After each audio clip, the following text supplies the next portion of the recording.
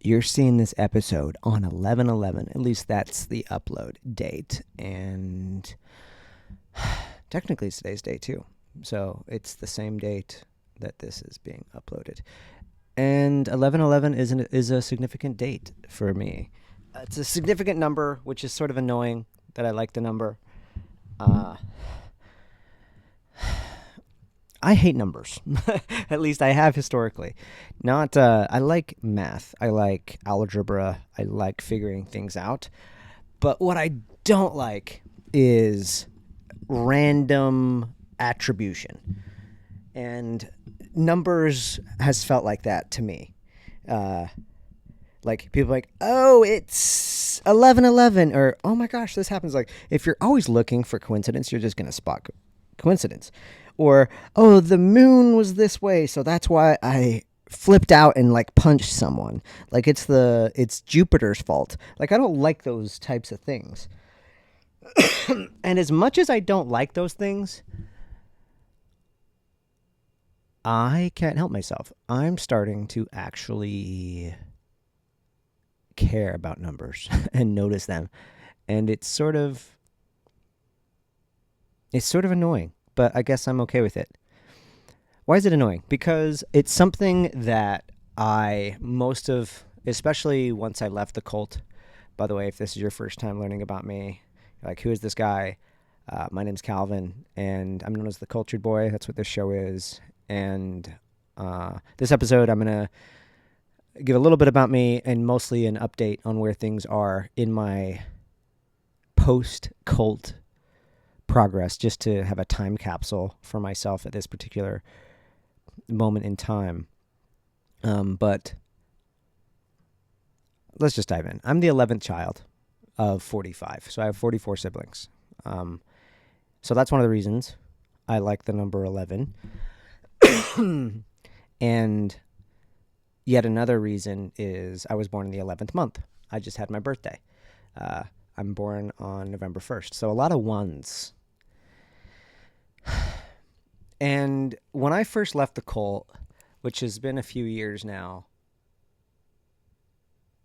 deconstructing from anything, it's sort of like waking up from the Matrix. It's like there's a reason movies like The Matrix or The Truman Show, or why I think people are fascinated with cults in general, is I think maybe there's always this sense of like, am I seeing things exactly as they are? How do I know that I'm not being messed with? And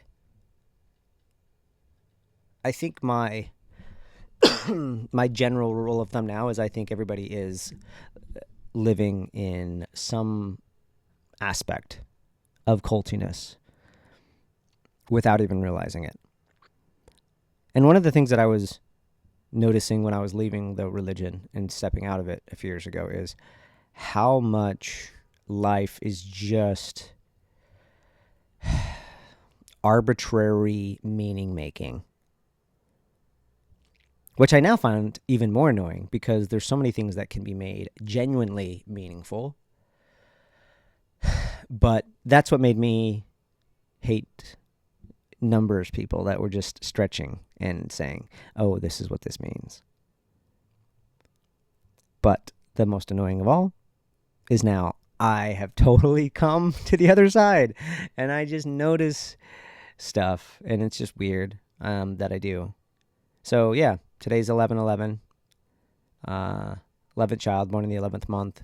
There's a lot of other ones. Here in New York, I live near 1&1. It's a bar and a street. That was an accident. And there's several other accidents. My dad passed away last year. I haven't talked a lot about my dad. And I think I'm going to start. I don't know how much I'm going to share now, but because I think I want to do a whole episode on him. My dad was a complicated fellow that every single one of his 45 kids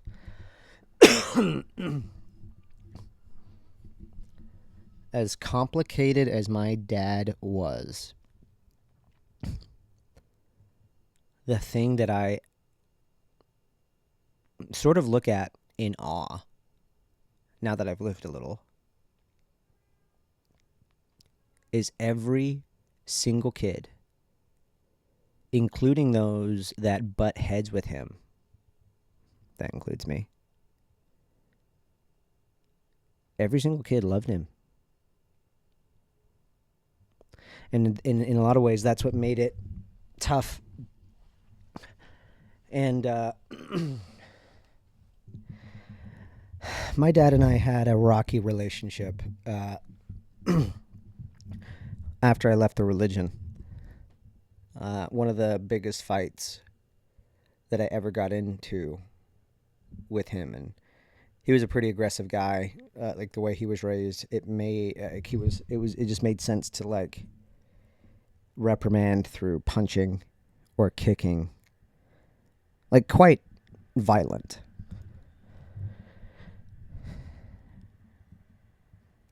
One of the worst interactions I had with him was when I was 17, because I was dropping a cousin off, and I was out 30 minutes past curfew.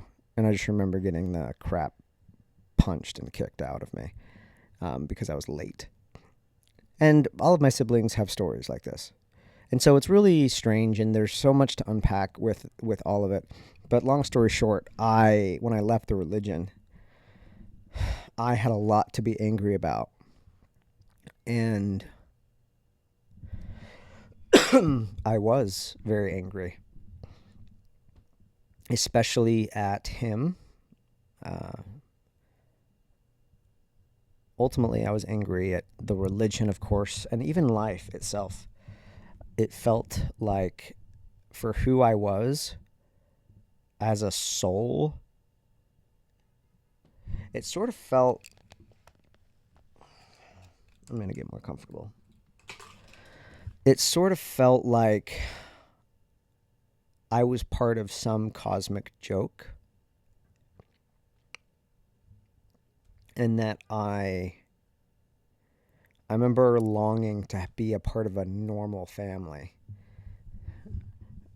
because I was a curious person. It was that curiosity that allowed me to find the cracks in the cult that I was in, and ultimately, painfully, crawl my way out. And I had so much anger that I was born in this environment. And as I lived and saw the things that I saw a value in how I wanted to treat people and that sort of thing, I saw how my dad treated me and so many of my siblings. And I was like, how could you do that to people that you love? Like, that's just insane to me. And then it came to a head. So one day I went over to my dad's. This was a couple years after leaving the cult. And I wasn't a baby. I left the cult when I was 30, and I was 32 when I went over to my dad's, wearing just what I'm wearing now, short sleeves. It was a big family barbecue gathering. Everybody's around. And I greeted my dad, which is custom in fundamentalist Mormonism, to say hello to the head guy. And it was clear that he was upset. But the way he did it was very passive. After I said hello to him, I just started playing cornhole with some of my brothers next to him out on the lawn. And he started poking at me. And this is another part of a lot of culty environments, is it's just the psychological games are fascinating. different ways of that I now know of, like creating power dynamics and breeding conformity using shame and things like that. But he started saying, "Oh, Calvin, you look so cute." I was like, "What?" And I knew he was being facetious, but he was like, "Your arms are so adorable. They're so cute." And so I decided to match his energy. Um, because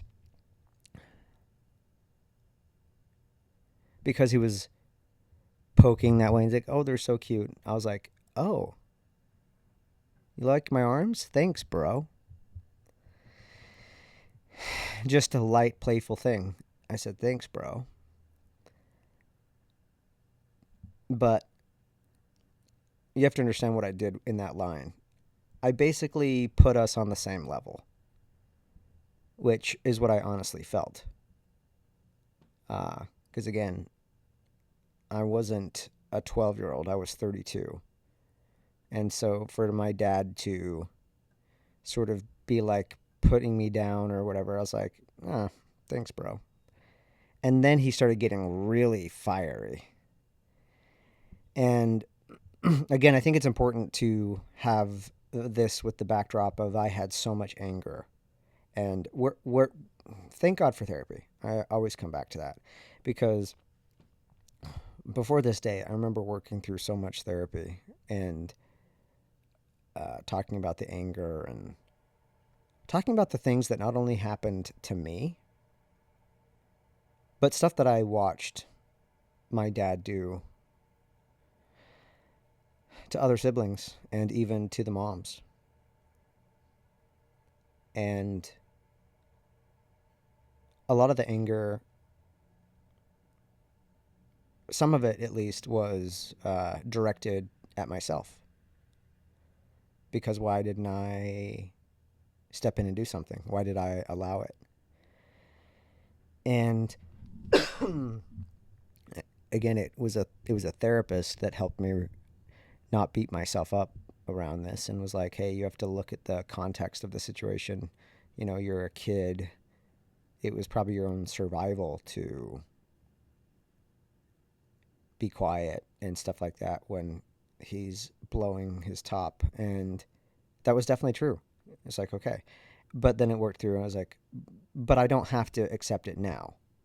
And that was helpful. It was like, okay, have empathy for that version of myself, but I don't have to accept this level of abuse if I see it with my level of awareness now. And so I had sort of made that pact with myself that I wasn't going to just take abuse or allow it if I see it in my presence.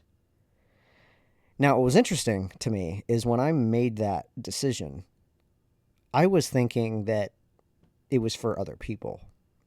Like I was thinking that I was like at some point in my life, maybe it was with my dad, maybe it was with somebody else, that I was going to see somebody being fucked with. And I wanted to be like, I mean, no, that's not a value that I want to, like, I'm not just going to stand there and watch it happen. But I didn't realize is that I would be met with the situation at such a late age, 32, and that it was going to be coming at me. Like, that wasn't expected. But what ended up happening is my dad says the comments, "Oh, your arms are so cute." And I'm like, "Oh,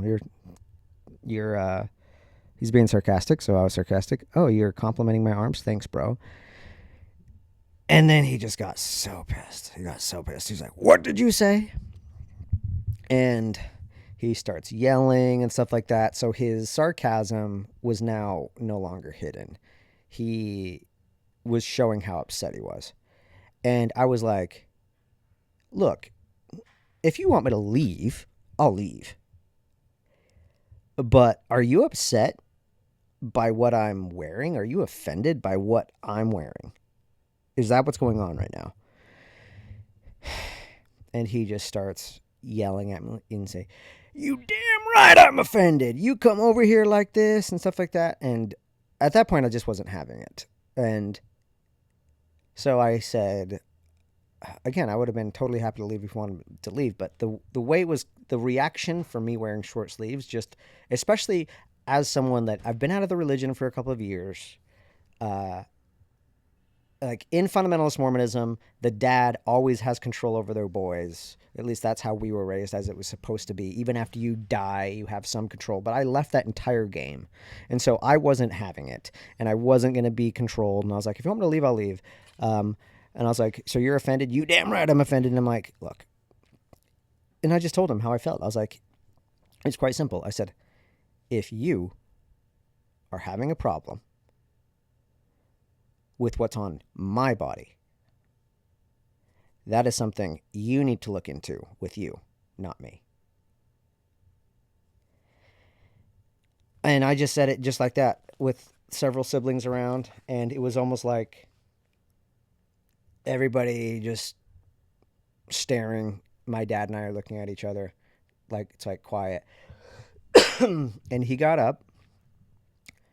He came up to me. He threw his drink in my face. And he went to punch me. And I blocked his punch. And then I shoved him and said, "Don't ever fucking touch me." At this point, all of my brothers get up and they're like getting in between me and my dad. My dad's yelling, and there's so much context to this. Every little detail is actually, given the way that I was raised,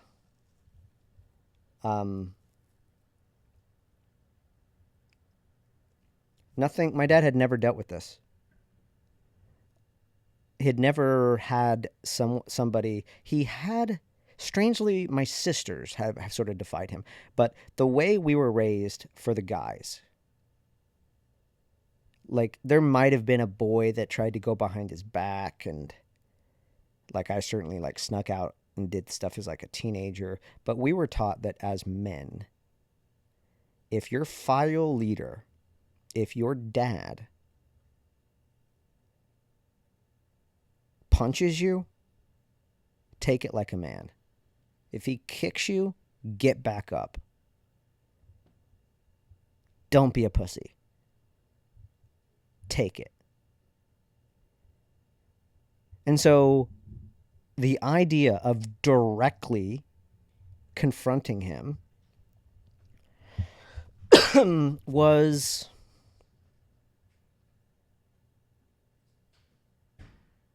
very unlikely.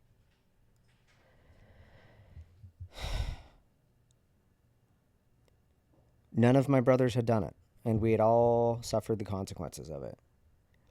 And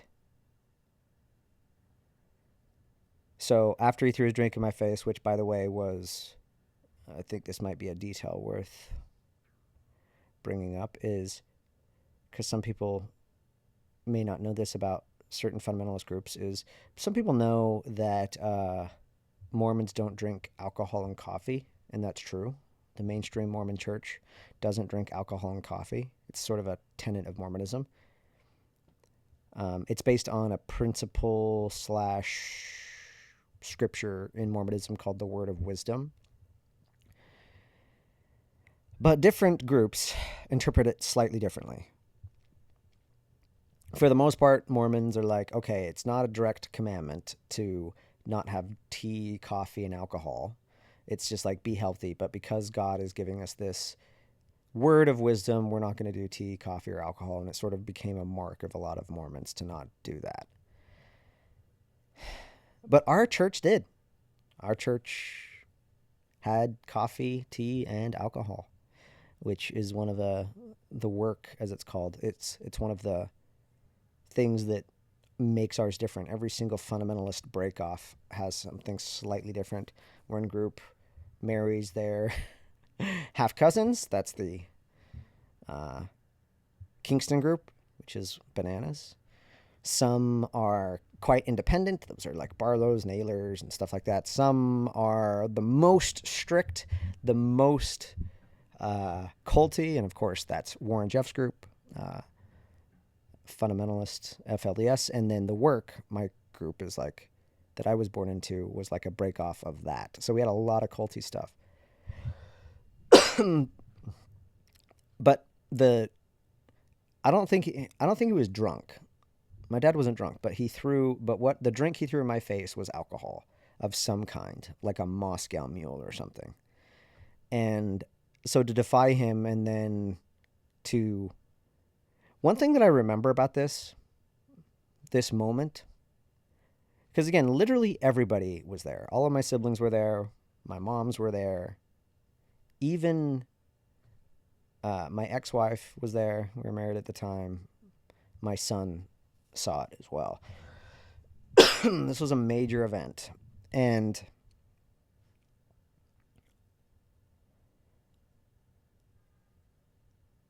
I just remember with the stakes being as high as they were, it was one of these rare moments that I just wasn't scared, which was strange because my dad was somebody that our entire lives we were like, don't wake the bear, don't poke the bear, don't wake him up. Like, we were so terrified of my dad. And in this moment, even with all my brothers there, and like my dad could literally have said something to them, and then I could have been in major trouble, like if they turned on me too. But I just remember not being afraid, which was interesting. It was just like, because it was, and I think it was because I, again, was sort of surprised that it was when I made the promise to myself that I wasn't going to allow like abuse in my presence. I wasn't really expecting it to be me that I was going to have to stand up for in a way. But at the same time, I think what made me feel the way that I did and not be afraid is it was just honest. And in a way, it was like I got to be honest. And that's what ended up happening. So that was like sort of the beginning. So after he throws the drink in my face, tries to punch me, I block the punch, and then I just shove him and say, don't you fucking touch me. And then all my brothers come. They're like holding me back. He's yelling at me. You do this. You got the devil in you. And I'm yelling back. I was like, this is not fucking okay. Like, this isn't how you deal with stuff. And he's just yelling back. And I'm like, you've done this your entire life. And it's not happening anymore. That's what I told him. I was like, you've done this your entire life. And it's not happening. And again, he's yelling at me and saying I have the devil in me and to sort of leave his property and to never come back. And so I start walking toward the front yard. My brothers are following me. He's following me because he's like just livid, like he's boiling. He's yelling stuff at me. And as I'm leaving, I'm turning and yelling back, which again, like for all the things that happened most of our life, you just didn't do that. Like my brothers are right there, all of which are in the religion still. I don't know what they were thinking, because you're taught to defend your dad, your file leader, and stuff like that. So they probably thought that they were doing some service for him to like get me to leave. But there's got to be some part of them that somewhat understood where I was coming from. But he was saying something and like I can't remember, but something about I ought to beat you or something. It's like I yelled something back. But long story short, our last major moment of this entire ordeal is put my kid in the car. Ex-wife is in the car. And I go have one final nose-to-nose face-off with my dad in the front yard. And there were some siblings that had come to see the entire thing from the backyard. We're in the front yard. And he said something like, and you say the F word. And I was like, where do you think I learned that? Like, I've heard you say fuck plenty of times. So I wasn't taking any of that. And he said something else. I was like, you've done this your entire life and we're not happy. It's just not happening anymore. And he says, what do you mean? What have I done your entire life? And I had like 6 brothers standing there. And probably a couple sisters and maybe 1 or 2 of the moms in the front yard. And I pointed to every one of the siblings that were there. And I'm like right there in front of my dad. And I was like, I said, you have beat the shit out of every single person standing here. And it's not happening anymore. And again, as soon as I said that, he raised his arm like he was going to punch me again. And my oldest brother, Aaron, like steps in and like grabs it. Probably to protect my dad just as much as anything. Because, you know, I could have pressed charges or whatever. Anyway, my dad left. Or I left. And my dad was like yelling at me and says, never come back. Never come back. I was like, okay. You got a deal. You got a deal.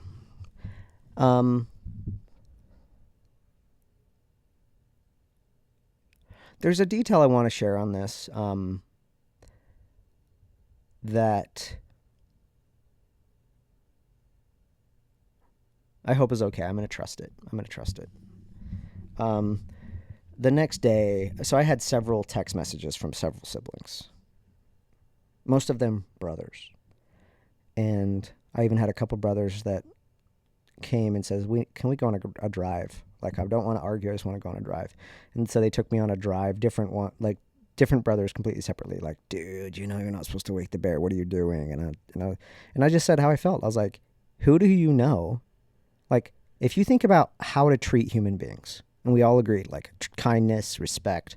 I was like, who do you know that is a bigger asshole to human beings than our dad? Like, who do you know? And that was an uncomfortable question to my siblings because we didn't know anybody that was more of an asshole. And so many people from my past have tried to sort of sugarcoat a lot of this and like put it under the rug and like let people grow up in different time periods and stuff like that. But I don't know. Like, there is something that I think at the end of the day, you have to be able to call a spade a motherfucking spade. And if you see something, a behavior that you feel very strongly, like, and there are some things that you're like, you know what, if you want to live polygamy, do your thing. Even though I have issues with it now where I'm like, is that really good for kids? Is that really good for women especially? But you know what? I'm going to let adults do what they're going to do. But there are some red lines that you're like, you know what? Beating the shit out of your kids or your wives is not a good idea, period. And I'm not going to take it. Like, if I'm around it, even if it's me. Like any sort of abuse, physical, emotional, conversational, no, it's not good. That's a bright line. That's something that I can stake. I'm very comfortable taking a stand against. And so I said something like that more or less to my brothers. And ultimately, I think they're wanting me to like call my dad and like make it right and everything. And I was like, no, everything I said was honest. And something somewhat strange happened where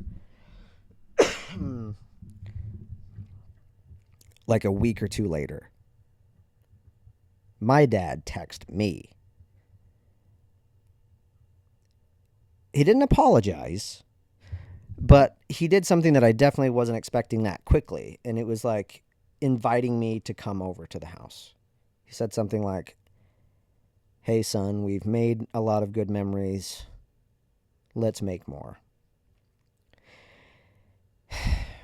Why this sounds good on the surface, like him reaching, what's it called? Extending an olive branch or something like that.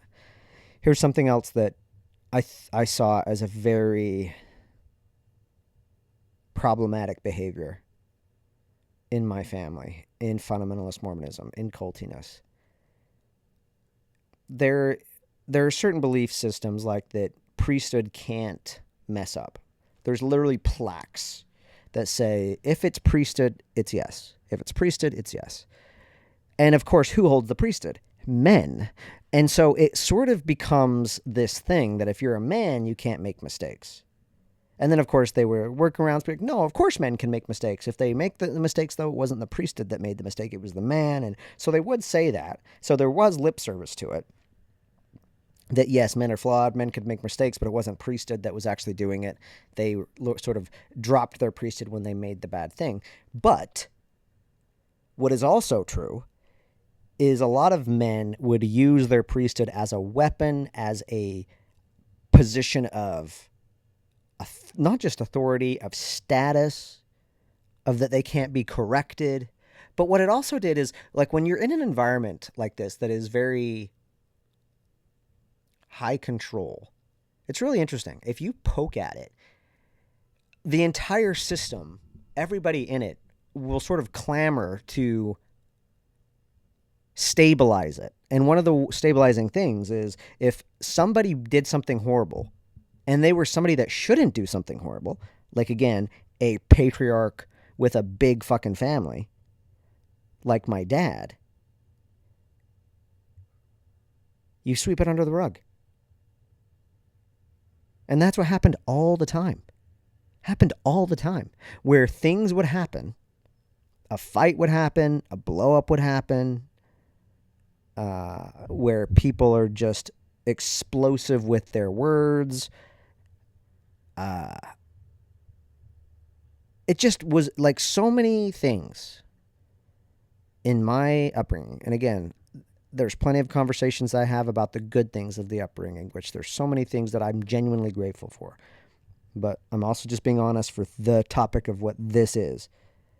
There were so many things, or so many times when something bad happened and it just got swept under the rug like it never even happened.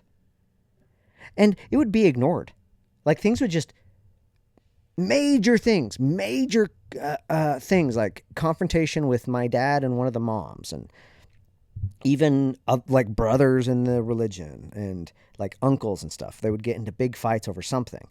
But it was almost a point of pride and almost showing that you're so righteous and religious that you just forgave it. But you didn't actually deal with the underlying shit. It was never dealt with.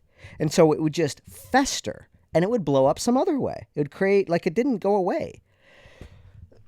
And so when my dad invited me over a week or two after the blow up, I didn't accept it. I sent text him back and was like, I appreciate it. And it might be good to have a conversation and chat at some point. But I meant what I said. And you've said some very hurtful things. You've done some very hurtful things. I'm going to take space. And I'm not going to come over for a while.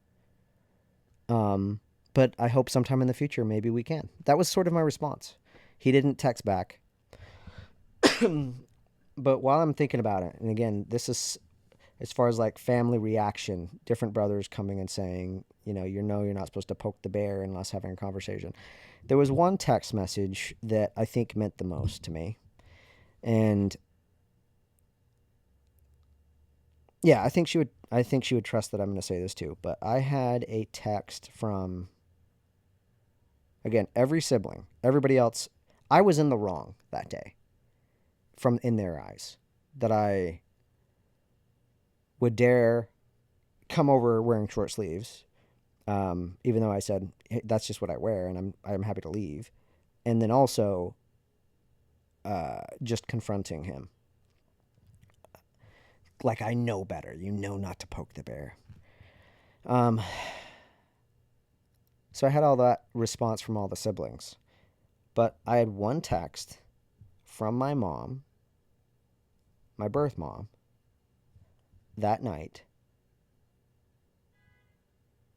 And the text said,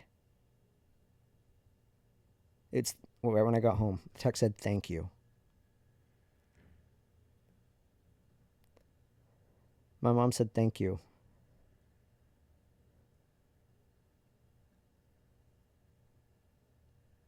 She says, I know that wasn't easy. And the truth is that something like that probably should have happened 25 years ago. That's what she said.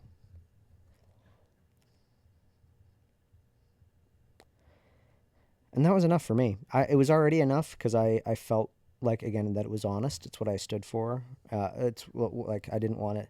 But having that come from my mom that I know took a big brunt of that fire, for her to say thank you, I know that wasn't easy. But honestly, something like that should have happened 25 years ago. Like standing up to him. There's just so much in those words. But that meant a lot to me, that she sent me that. She was still in the religion at the time and everything. She's sort of on her own journey now, but... So what ended up going on with my dad's relationship? Well, there had been a couple of times where during this time I worked out so much. Like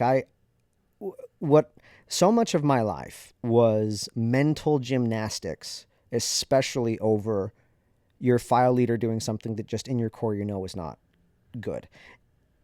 And this, for me, and now that I've actually gotten into like archetypes and like the evolution of men, this feels like a rite of passage. It really does. Like there's this point in like evolution of young men where you have to go against your dad. And if you don't, you're not going to evolve. And so I saw that now as like a major point in my evolution, even though I didn't see that at the time. But what it did is it allowed me to comb through a lot of stuff. It allowed me to take ownership of stuff. It allowed me to not just blame my dad for stuff. And it allowed me to not have to do mental gymnastics anymore and to just be honest with how I really thought and felt. And I knew there was a lot to go through. And again, I needed to do psychedelics for some of this, mushrooms for some of it. I had to go through other things that I saw my dad do when I was really young and things like that. And I processed a ton. And of course, a lot of this was also with therapy. And my dad had invited me to things as well. And I was like, you know what? No, I got to a point where I was like, I do not want my dad in my life. Like, I don't even know if I want his grandkids to know him. Like that was kind of where I was going. But again, my ex-wife at the time, we had conversations about it and we realized actually this is why it could be good. And he's actually really good with kids, which was true.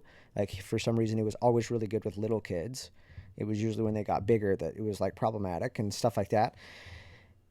And so we agreed to not let my personal relationship get in the way of that. And so we actually let my son, this was a fun thing. Like my son that was there, it actually affected him. And so we had conversations about it, my son and I, and like he was really young at the time. How old would he have been? Like 6 or 7. Very cognizant, but it was really a big deal that he saw 2 people that he loved, his dad and his grandfather, getting into that. And again, I'm not saying that was a good thing. It just so happened to happen that way. But I told him my side of like standing up for it. And then he also went and talked to his grandfather, my dad, about it. And had conversations on both sides. It was very important for both his mom and I that we don't just sweep it under the rug, that he could actually communicate what it did for him and like how it scared him and stuff like that. So that didn't fester and turn into trauma. Like we'll see what happens long term, but like that was really, in retrospect, I'm so glad that we let him talk it through. Now, my dad had invited me over to do other things. And again, I wasn't sure if I ever wanted to have a relationship with him. And so I said no. And this went on for a long time, which felt like an eternity because the first couple of weeks felt like an eternity. Like a month felt like an eternity. And then family gatherings started to happen. 4th of July happened. Everybody's there except me. A birthday party for him or something else. Like some event happens and a lot of the siblings are there. There were times where even my kids were there. My ex-wife was there, but I wasn't there because I didn't want to. There were also times where this happened like once or twice where I my dad and I happened to run into each other at like the grocery store of the community down in Centennial Park.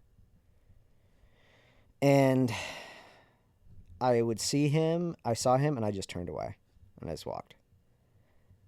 And again, that was just something he didn't do. But I was like, it's the space that I needed.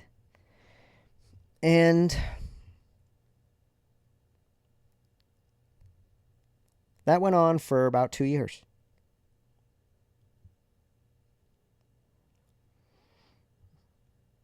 And I remember getting to a point after 2 years, I was like, I started to really see the man, not the tyrant. I saw the man, the human that my dad was. I saw the human that where he was raised, that his dad, this World War II vet that was this fiery, literal church leader, and how he was like my dad was fucked with so much by his dad, and like how that was just the norm. Again, I'm not excusing it, but just understanding him and also recognizing that he was never given the opportunity to learn how to deal with heavy emotions or disappointment ever. The only acceptable emotion for a man in my culture really was anger. Like, you don't cry, you don't, like, anger was the only acceptable thing to still like appear powerful and strong. And so there was a lot of anger over the pulpit, for example. Like some men, when they were preaching, especially the church leaders, would get really fiery, and it would be talked about almost as like, oh my God, did you see? It was such a powerful sermon. And if you listen to the sermon, you're like, this guy's losing his shit. This is insane. But it's usually just, it was viewed as like a very positive thing. And again, for some reason, I just started to really soften toward my dad as a human. And I started to look at him definitely as an equal. And I started to have these urges to text him, and so I did. I would text him and just check up on him. Say, hey, I'm going to come in the area. It'd be good to say hi. And he's like, that'd be good. And so I did sometimes. I came in and would sit with him and everything. And it was an energy that was probably the best ever. In fact, this is a big moment during the time that when I was coming back around to his house. I went over for Sunday dinner, and I was wearing a jacket, and I had short sleeves under the jacket. And my dad made some comment. So one of my moms invited me over. He's like, I'm fine with you staying over for dinner as long as everybody stays dressed appropriately. He was basically making some comment like, make sure you're dressed the right way. And I was sitting at the table, and I unzipped my jacket, and I took my jacket off to show that I was wearing short sleeves.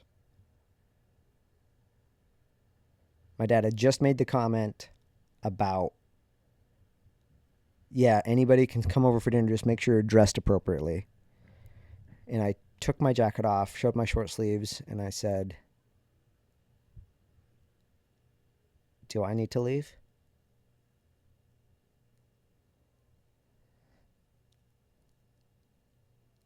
He could have said, put your jacket back on or something like that, but he said something like, oh, Calvin, you're fine. Like, he just kind of brushed it off, you're fine. I was mostly meaning, like, he put it on, I was like, some of your sisters dress so whatever for a Sunday and stuff like that. But that was a big moment because it was just like, yeah, like, it was like a full circle thing 2 years later. Now, this is where things got really interesting because I started to see my dad here and there. Again, I'm living my life. He lives in Riverton, Utah. I was now living southern Utah. And there was one night at like 3 in the morning. I was at some event and I just had the urge to text my dad. I just checked up on him and was like, "How you doing?" And he said, "Doing all right," and stuff like that. But I felt like there was more, and I was just like, "Do you need anything?" And he just sort of joked it off and was like, "I need more sleep."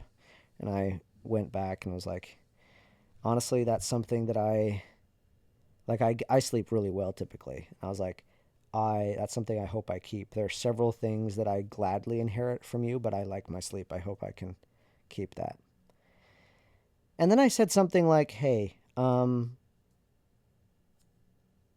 know sometimes we forget to check up on the one that's been doing all the providing, and you've provided so much to a lot of us our whole lives. But if you ever need anything, it's okay to ask for help. I'll help any way I can." And I said, "I know that resting isn't in your favor or isn't in your nature. Um, but I hope you can. I know you're going to want it. You're going to get tired eventually." Because he's like in his mid 60s. And it's just so wild to reflect back on this now because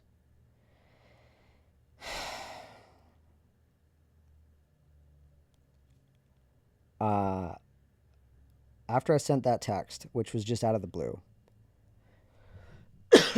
saying that if you need help, you're going to want to rest. What I found out like less than a week later is that my dad had stage 4 cancer, prostate cancer. He had known about having it as well when I was sending him that text. It's one of the reasons he wasn't sleeping well. And I just had that urge to reach out. And so it was wild because having stage 4 cancer is no joke. It was like, oh, this is it. My dad is dying. And as soon as that happened, or found out about that, it was like the final piece in our evolution, in our relationship, where literally nothing in our past mattered anymore. Like any hangups we had, the past mattered, what we learned mattered, but our relationship, that point forward, is all that mattered. And so I started to spend more time when I could. Even when I moved out here to New York, I would make a point to fly in and spend time with him. And I have some very meaningful moments to me, like pictures of me hanging out with him and also audio that I recorded to remember, and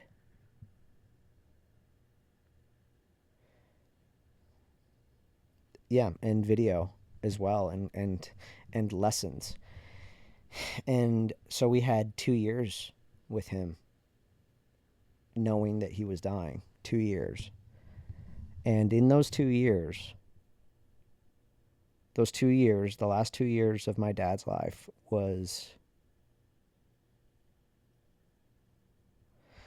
it was genuinely so beautiful. It is something that I hope every child gets to have with their parent. Because we had conversations that I can't believe I thought there's no way we're ever going to have. I didn't think he would ever get to that point. Even in his own way, like acknowledging certain things that he did, apologizing for things. Like I just never thought it would get to that point where he would actually acknowledge and apologize for stuff. And as his child, it meant so much to me.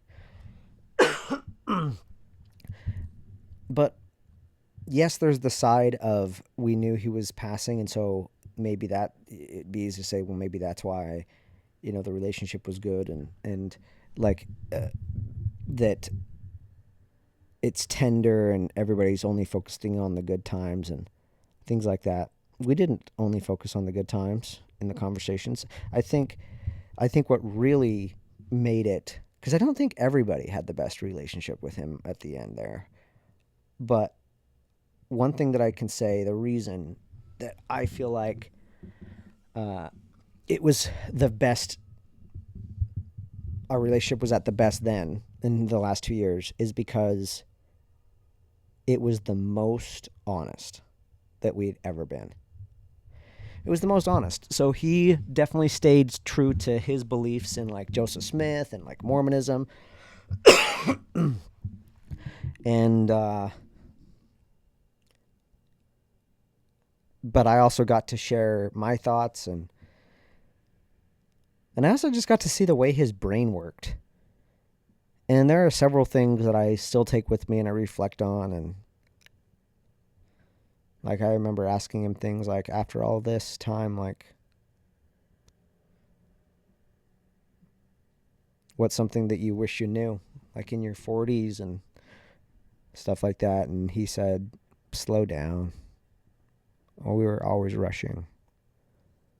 We were always rushing from one thing to the next. Slow down. Take it in. And I really appreciated that. So many little things. And I remember he was also just so wildly practical. Like, I think he started to know that, like, not every... It was sort of unusual, of course, to have 45 kids in the grand scheme of the world. But the people that he admired, like his dad, had more kids than that. Several of the church leaders had that many kids or more. And so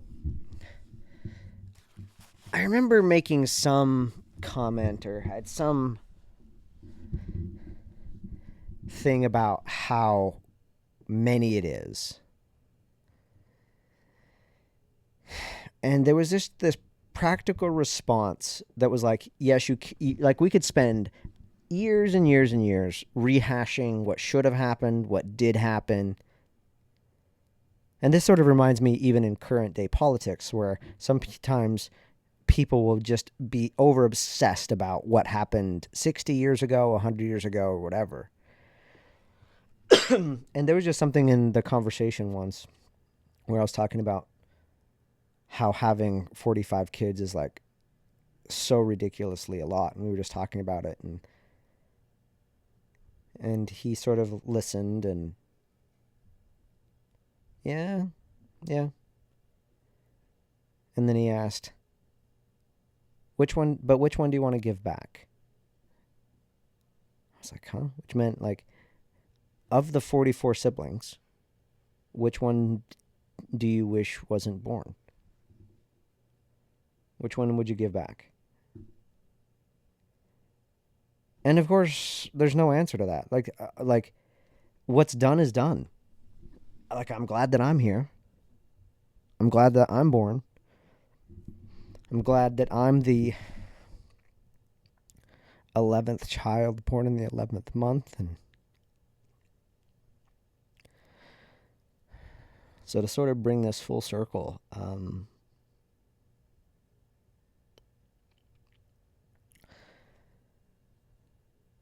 near the end there, we knew that it was just a matter of time that that it was close to dying. He was close to dying. The cancer was spreading, and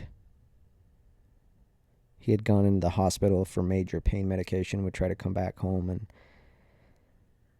it was just like I was just living here in New York waiting for the word where it was like, yeah, it's definitely happening. And I got that call. I got the call where he was like on hospice.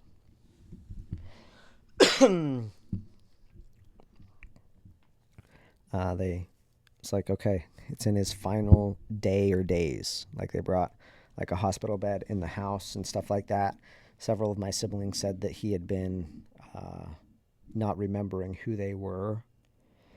And it was just like, yeah, this is it. This is happening. So I got that call and I booked a one-way flight that day to be there. And my dad was already asleep. And I was going to go see him the next morning, which was probably going to be my last time having any coherent thing. But I remember I go over to see him, and it was like he may not, like some of my siblings sort of warned me that, hey, don't, like, he may not recognize you, he may not know your name. Just prepared me for anything like that. And I go in there in the room where he is, and like he fell ill so hard. It was so sad to see.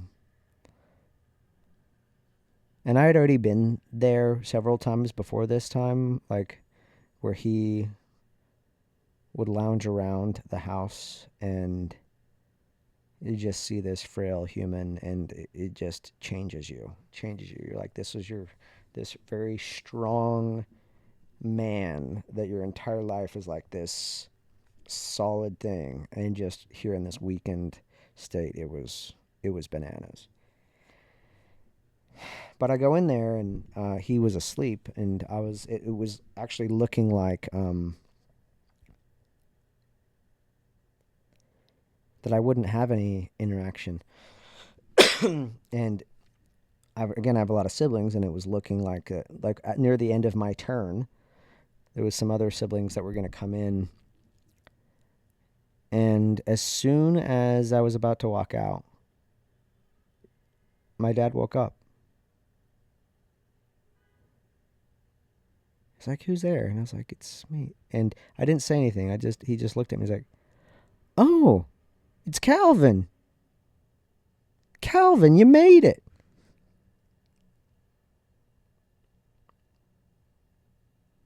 And we had a little conversation right there. And he's like, by the way, what time is it? 11:11.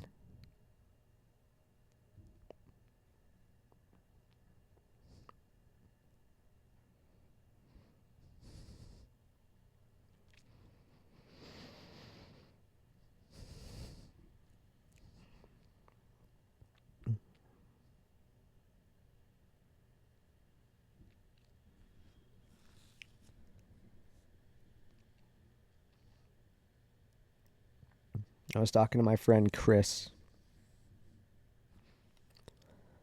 about that last moment, that last meaningful moment where we got to hang out. And, of course, it felt really special to me. Like my friend Chris is certainly tapped into more of the, I would say, mystical, spiritual side of things, and I feel like I've definitely gone more spiritual as time goes on. But he was more like, yeah, that's not an accident that happened at 11:11. You're the 11th child born in the 11th month, and I didn't even know this. My siblings told me this after that my dad had favorite sets of numbers, and it was also 11:11. And yeah. So there was that. And then, but something my friend Chris pointed out was like, Calvin, think about what just happened. You were born in a high control religion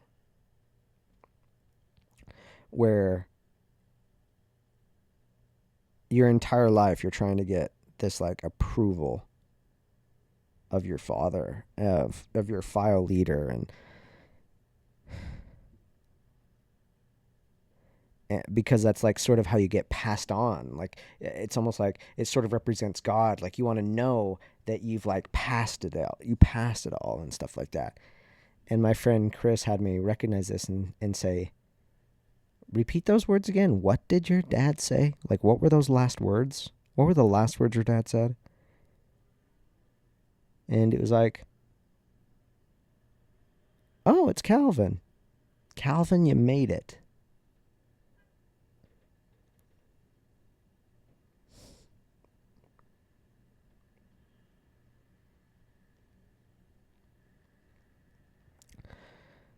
So it may seem like a little thing, but it means a lot to me.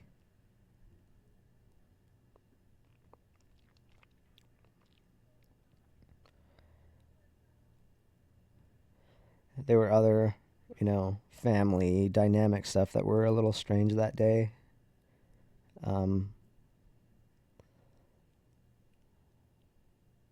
Because actually, it wasn't that day. It was I think it was like 2 days after that moment. Again, he was just sort of like declining.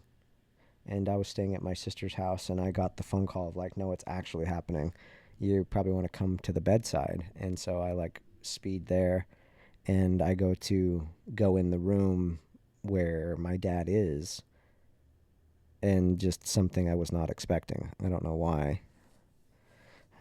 I guess I should have known, but I go in, and my brothers sort of push me out and lock the door.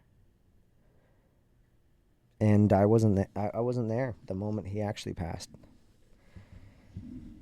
And again, that was something that I had to work through, because I was so mad. I was so mad. There was so much anger that came from that. Again, just going through all these cycles of everything, of like what the religion does and the control, and again, just thank God of the friends that I have,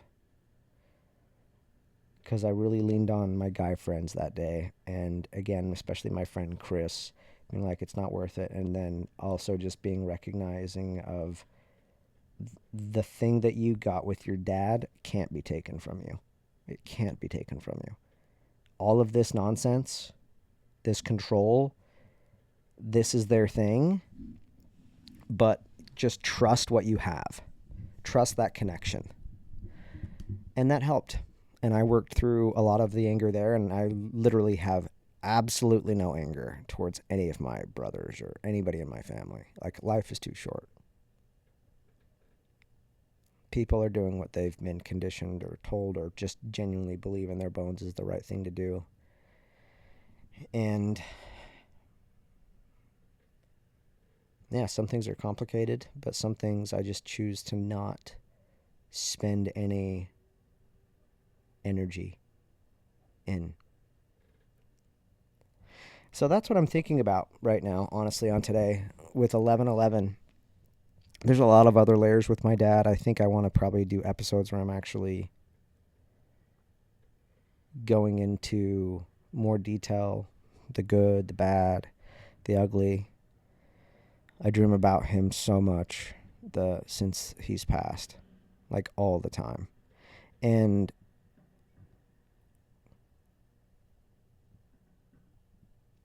yeah, this is interesting. I honestly didn't know where this episode was going to go.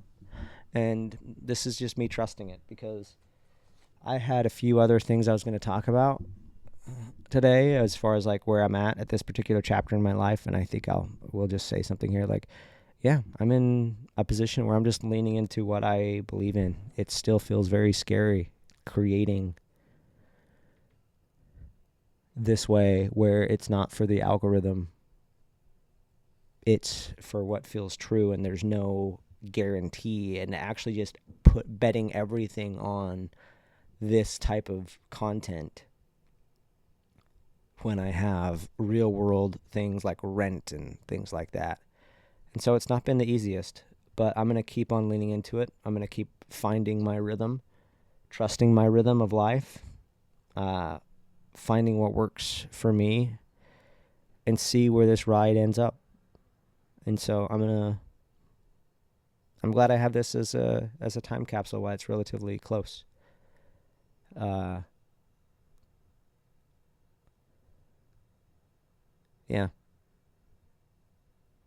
I'm glad that I got to share why 1111 is becoming a thing, and this wasn't the only thing, but it's certainly cementing it because I see it all the time now, like just this number stuff. So, okay.